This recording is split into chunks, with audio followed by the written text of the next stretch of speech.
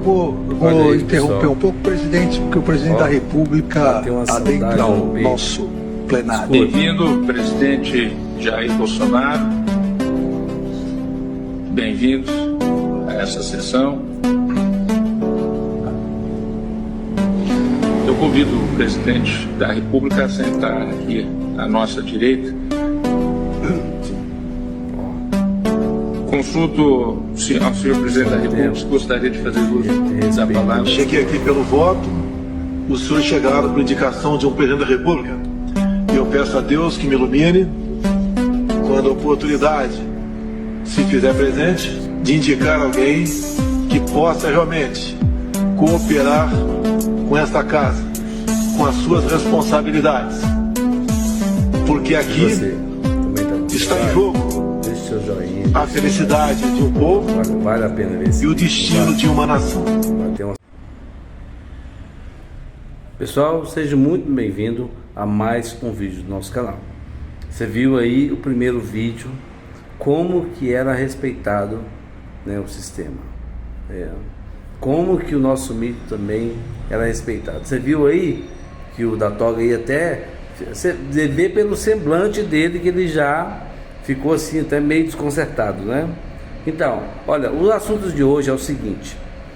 Vocês vão ver aí logo a seguir um vídeo do Nicolas, de um repórter militante, né?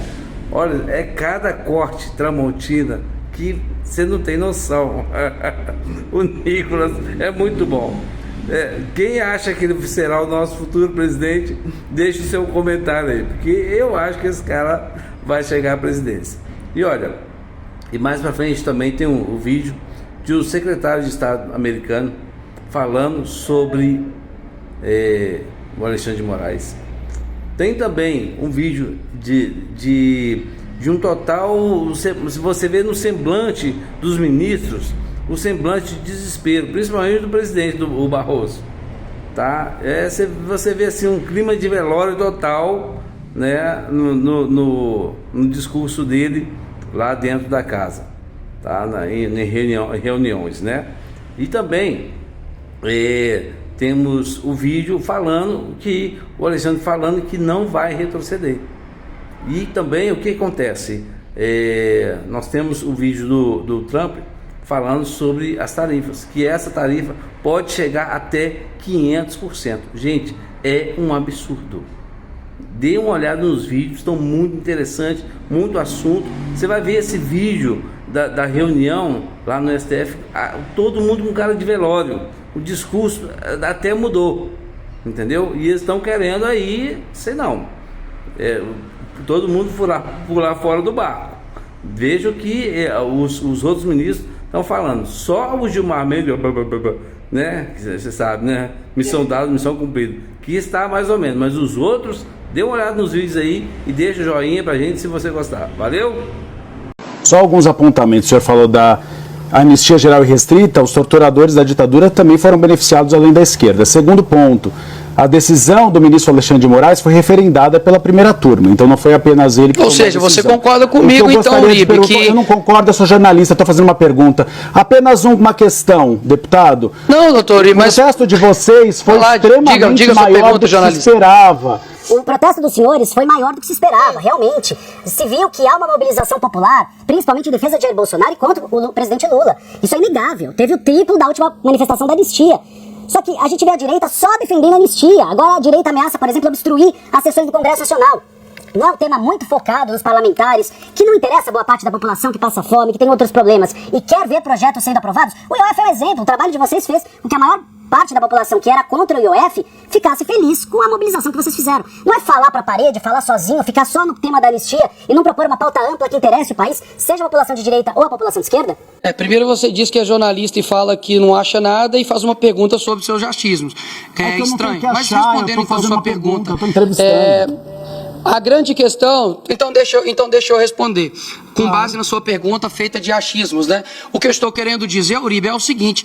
Primeiro, a respeito sobre a anistia, é o que exatamente estou querendo dizer. Houve uma anistia ampla, geral e restrita. Eu não disse somente para a esquerda. Houve uma anistia ampla, geral e restrita. E é isso exatamente que eu estou pedindo para todos. E neste caso, agora em específico, foi para as pessoas, obviamente, que cometeram aqui alguns crimes e delitos, mas não de proporção de 17 anos. Agora, quem não está preocupado com o foco dos grandes problemas reais do país é o ministro Alexandre de Moraes.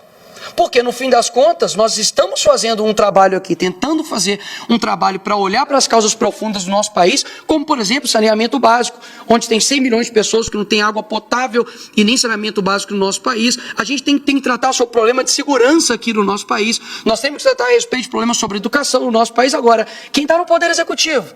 Quem que está no poder judiciário somente gastando o seu tempo em perseguir opositores? Qual é a medida que o nosso judiciário tem tomado contra o crime organizado? Qual que é a medida que o nosso judiciário tem tomado contra tudo aquilo que você me perguntou e está dizendo sobre as causas profundas do nosso país? Agora, o que exatamente nós estamos querendo dizer é isso. Vamos dar um primeiro passo de pacificação no país. Agora, vamos lá. Um pai que é condenado a 17 anos, como o caso do Rubens, que foi condenado a 17 anos porque furtou uma bola assinada pelo Neymar aqui no Congresso, está distante da sua esposa, Norda, com um filho recém-nascido e com outro filho de 6 anos de idade. Isso não é uma causa profunda? É uma pergunta que eu faço. Você sanar injustiças feitas por um judiciário que colocou pessoas na cadeia por conta de um post em 2018 não é olhar para as causas profundas? A grande questão é que o brasileiro olha para todas essas questões genéricas e se apega a isso. Agora, as causas que realmente impactam o coração das pessoas, que é injustiça, que é de fato lutar pela verdade aqui nesse país, isso é deixado de lado. É o filho do outro, né? É o tio do outro, é a sobrinha do outro, é a avó do outro, né? Porque afinal de contas, uma pessoa de 71 anos foi colocada novamente na cadeia, retirada da prisão domiciliar, porque cometeu o grande crime da quebra de cautelar de ir para a fisioterapia. Isso é o ministro Alexandre de Moraes está fazendo. Então, assim, vamos parar de olhar. O foco está aqui em nós, o foco não está no ministro Alexandre de Moraes. Quem está sendo sancionado por uma lei que só está criminoso? Não sou eu. Nem é nenhum dos deputados aqui. Querem ajudar a pacificar o país? Comecem a dando o exemplo. Começando pelo ministro Alexandre de Moraes. Pessoal, olha, nesse vídeo o cara é roubado. Gente, mas ele dá uma resposta tão bem dada que se fosse eu um dia pedido para sair, ele está aqui no banheiro. Olha a resposta do Garopolo com respeito ao Moraes. Olha, é coisa da vergonha. Dá uma olhada aí. Jair Bolsonaro deu motivos para a prisão domiciliar? É claro que não. É ilegal punir uma pessoa pelas ações de outra pessoa. Quem tiver dúvida é só olhar o artigo 5º, inciso 45 da Constituição. Mas vamos ao cerne da questão. Nos últimos dias, ninguém nesse país foi mais humilhado do que o ministro Alexandre de Moraes. O Alexandre de Moraes foi humilhado pelo governo da maior democracia do mundo ao perder o direito de pisar nos Estados Unidos da América. O Alexandre de Moraes foi humilhado pelas leis de proteção aos direitos humanos ao ser sancionado por violações à liberdade de expressão e ao devido processo legal via Lei Magnitsky. O Alexandre de Moraes foi humilhado pelo sistema financeiro, quando instituições bancárias se recusaram a mantê-lo como correntista e cliente. O Alexandre de Moraes foi humilhado pela torcida do seu próprio time, quando foi vaiado a plenos pulmões num estádio de futebol. E pior, o Alexandre de Moraes respondeu a essa humilhação se rebaixando ainda mais, fazendo um gesto obsceno, muito aquém do decoro que se espera, que se exige de uma autoridade judicial. O Alexandre de Moraes também foi humilhado pela imprensa internacional, que passou a tratá-lo como potencial ameaça à democracia. E aqui, destaque para The Economist e o The Wall Street Journal.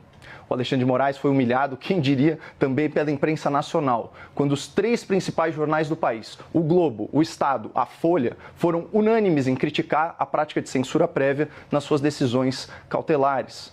O Alexandre de Moraes foi humilhado pelos seus pares no Supremo, que se recusaram a comparecer ao jantar oferecido pelo presidente da República em sua defesa. E foi humilhado novamente por esses mesmos colegas ministros quando eles se recusaram a assinar uma carta conjunta em apoio à sua conduta como juiz. O Alexandre de Moraes também foi humilhado pelo seu antigo subordinado do TSE, que, exilado no exterior, alegou que cometeu graves ilegalidades a mando do ministro e que em breve denunciará publicamente essas irregularidades.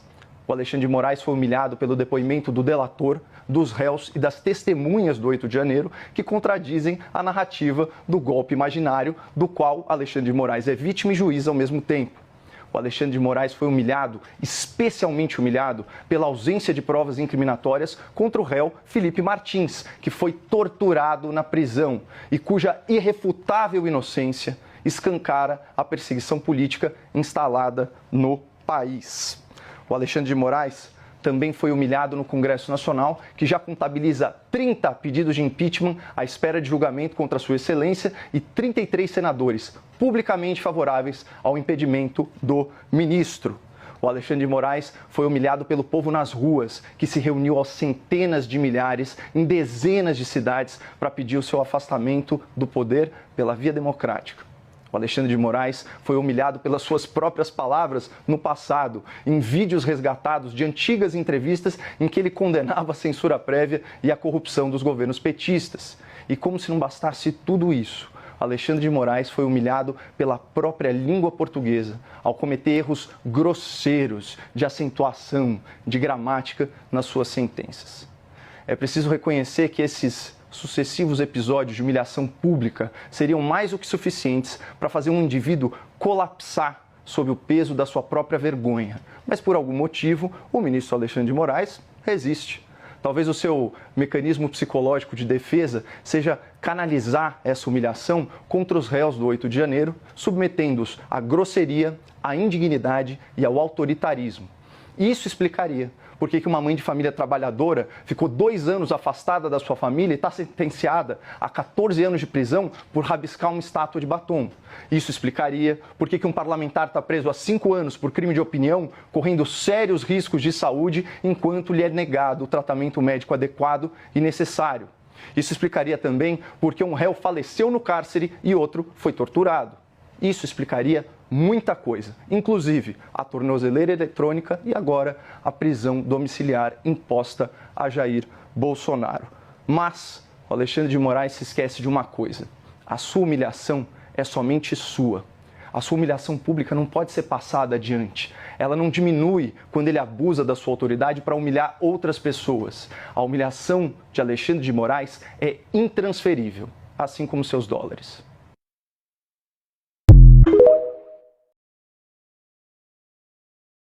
Congress is on the verge of passing the most consequential sanction package in the history of the country. It will give President Trump tools he doesn't have today, a literal sledgehammer. And the big offender here is China, India, and Brazil. India buys oil from Russia cheap and resells it. That's despicable. I've talked to President Trump. He said last week it's time to move.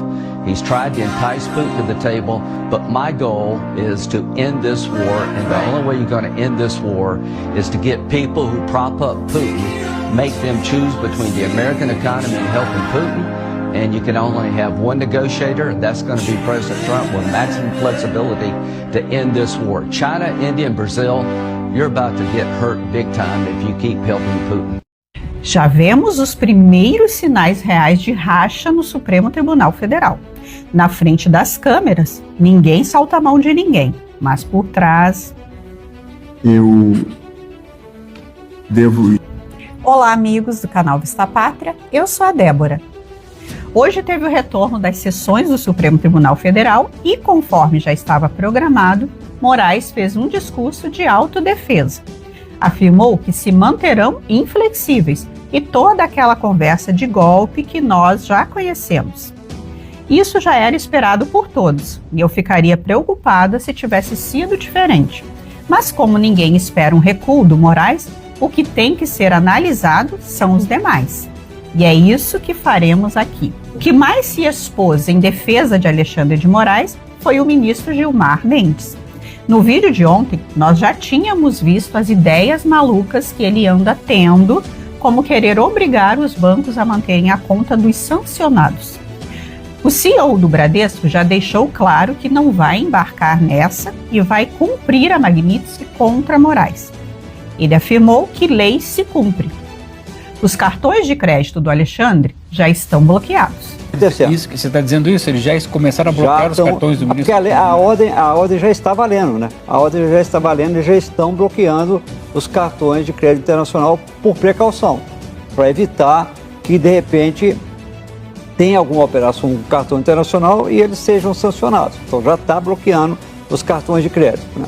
O que o Alexandre de Moraes fez hoje é basicamente um chamado aos outros ministros. Ele afirma que não vai recuar e espera o mesmo dos demais. Só que ninguém comprou o barulho dele no plenário. Na verdade, teve um que comprou. O Gilmar foi lá e defendeu o Alexandre. Os ataques à nossa soberania foram estimulados por radicais. O Gilmar é uma figura-chave por ser o decano da corte.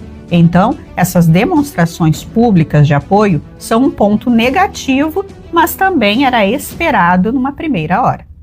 Mas outra figura-chave é o Luiz Roberto Barroso. Ele, como presidente da corte, é fundamental para viabilizar um recuo do Supremo. Ele, regimentalmente, pode mudar o curso de muita coisa do que está acontecendo lá.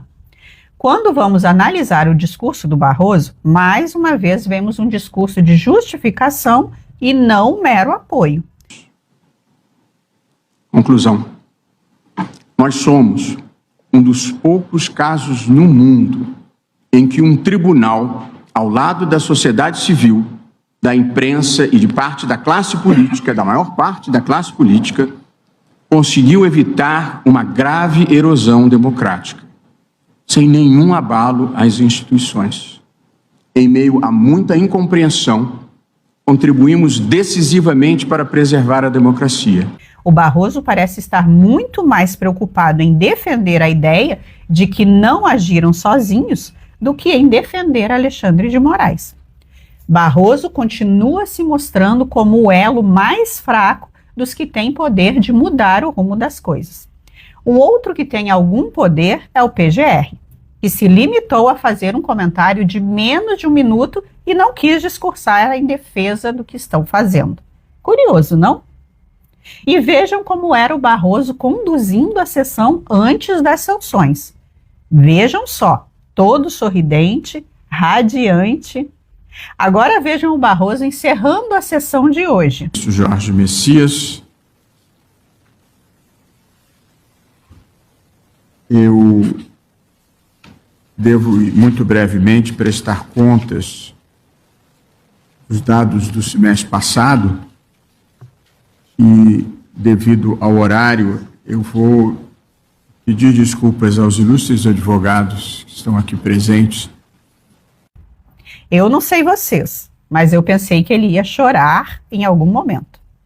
E tem um detalhe aí. Ele encerrou a sessão sem deixar os advogados que estavam lá com um processo na pauta realizarem a sustentação oral.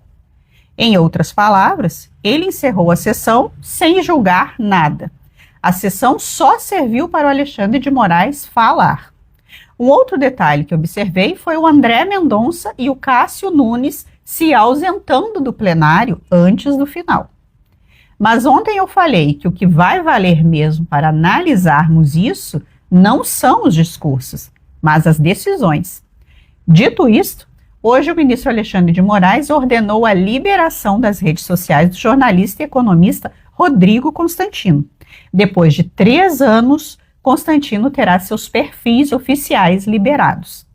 Um outro fato que me chamou a atenção não foi uma decisão em si, mas um sorteio sobre o caso do Eduardo Bolsonaro, que caiu nas mãos do Cássio Nunes.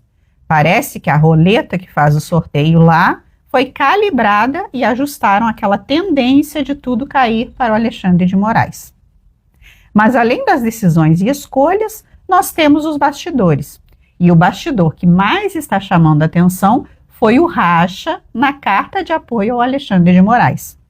O Poder 360 apurou que aquela carta que foi publicada sem assinatura foi publicada assim porque mais da metade dos ministros se recusaram a colocar seus nomes.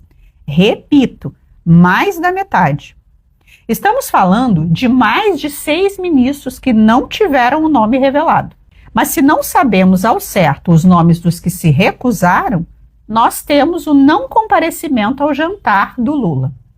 Toffoli, Carmen Lúcia, Fux, Cássio Nunes e Mendonça não compareceram. O Fachin compareceu, mas fez questão de justificar a ida. Pode até ser que Toffoli e Carmen Lúcia não tenham ido por não estarem em Brasília.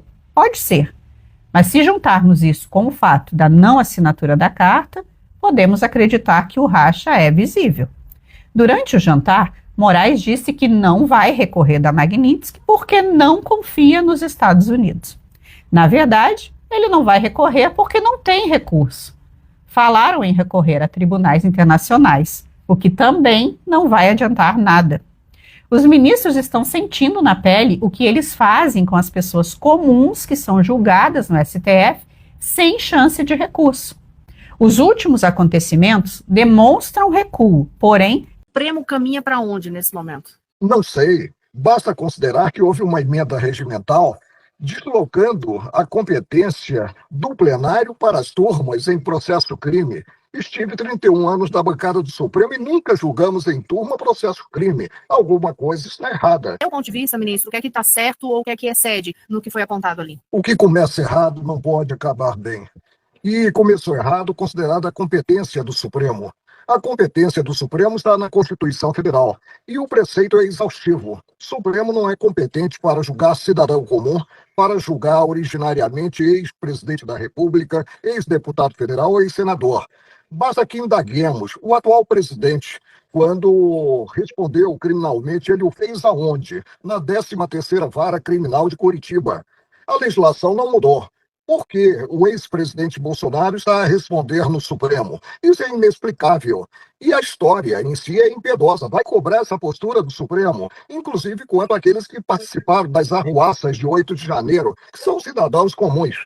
Quando o Supremo decide, não cabe recurso a um órgão revisor. Então, o devido processo legal fica prejudicado, maltratando a lei das leis, que é a Constituição Federal. Agora, o momento é de temperança. É de buscar-se a correção de rumos sem atropelo, principalmente sem partir-se, como que para uma censura prévia. Isso é incompreensível em um Estado democrático de direito.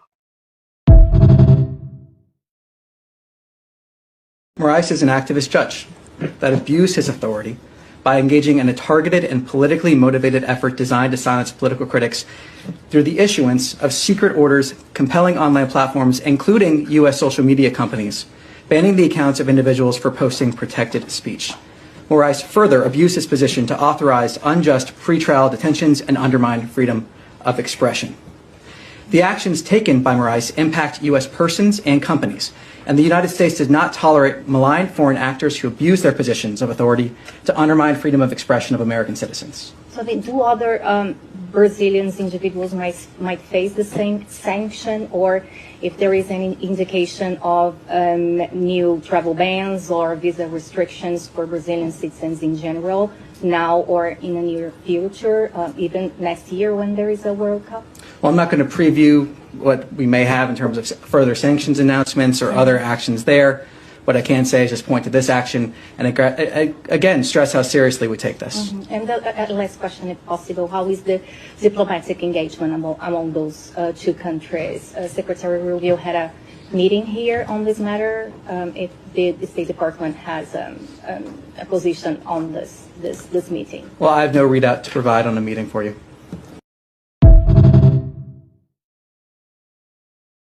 O que o Brasil está vivendo com Alexandre de Moraes é único e diferente que qualquer outra situação contra os juízes. Até os mesmos ministros do Supremo.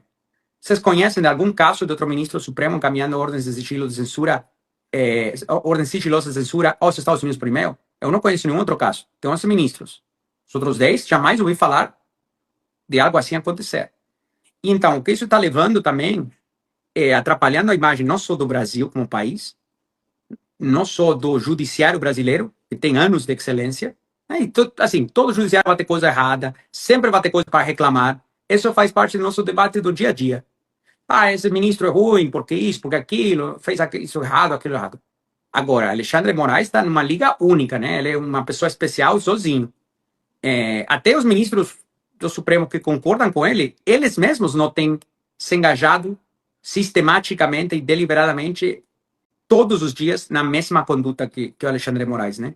Então, é importantíssimo distinguir isso. Por quê? Porque o dano que está causando ao país é potencialmente irreversível. Por exemplo, o Alan dos Santos tem um pedido de extradição recusado pelos Estados Unidos, né?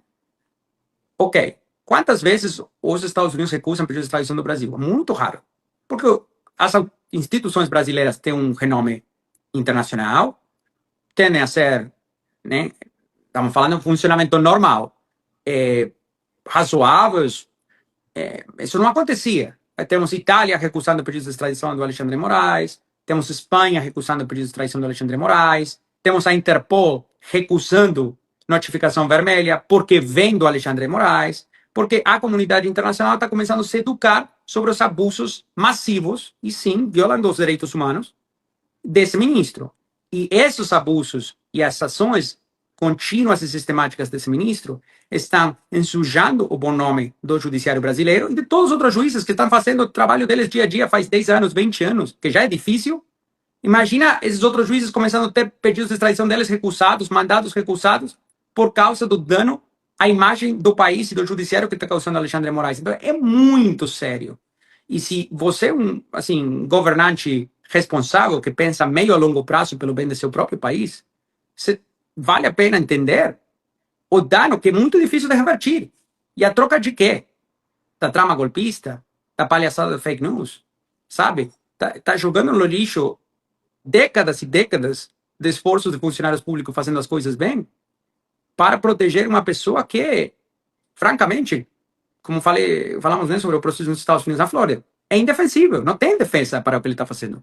Se você tem que estar num fórum neutral, como seria o da Flórida, aparecer e tentar defender as ações do ministro Alexandre de Moraes, que Deus abençoe aquele menino da AGU, né? Porque é indefensível. Só pode defender isso na mídia, na reunião do PT, enfim, na mídia brasileira, mas não tem isso internacionalmente como defender. Ninguém concordaria. Então, quero fazer essa distinção porque acho que vale muito a pena e não é produtivo jogar todo mundo na mesma sacola. Alexandre tem uma sacola especial para ele.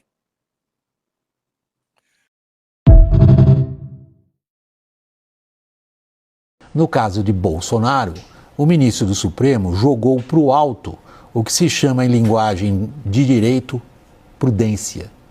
O que aconteceu agora foi elevar a fervura sem que ninguém consiga nesse momento calcular até onde chega. Em Washington, há poucas dúvidas de que a domiciliar de hoje vá ser interpretada como resposta pessoal de Moraes à imposição contra ele da lei Magnitsky. Já tem até uma nota do Departamento de Estado condenando a prisão domiciliar como violação de direitos humanos. Possivelmente, o que está sendo colocado em marcha são novas sanções contra o STF e o próprio governo brasileiro. Aqui dentro, Moraes, na prática, afasta Bolsonaro do processo eleitoral. Abre o semestre no Congresso em ambiente de enorme tensão e hostilidade ao governo e ao judiciário. E coloca o que se possa chamar de amplo espectro de direita no Brasil diante de fracionamento acentuado. Bolsonaro desafiou, Moraes dobrou a aposta, Trump está com um enorme porrete na mão e falando grosso. Difícil acreditar que isso acabe bem. Moraes is an activist judge that abused his authority by engaging in a targeted and politically motivated effort designed to silence political critics through the issuance of secret orders compelling online platforms, including U.S. social media companies, banning the accounts of individuals for posting protected speech. Moraes further abused his position to authorize unjust pretrial detentions and undermine freedom of expression. The actions taken by Moraes impact U.S. persons and companies, and the United States does not tolerate malign foreign actors who abuse their positions of authority to undermine freedom of expression of American citizens.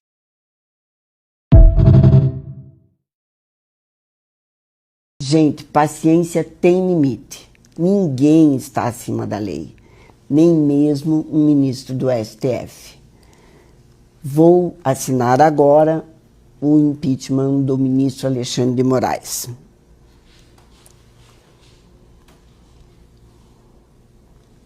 Confirmando a assinatura. Pronto. Assinado o impeachment do ministro Alexandre de Moraes.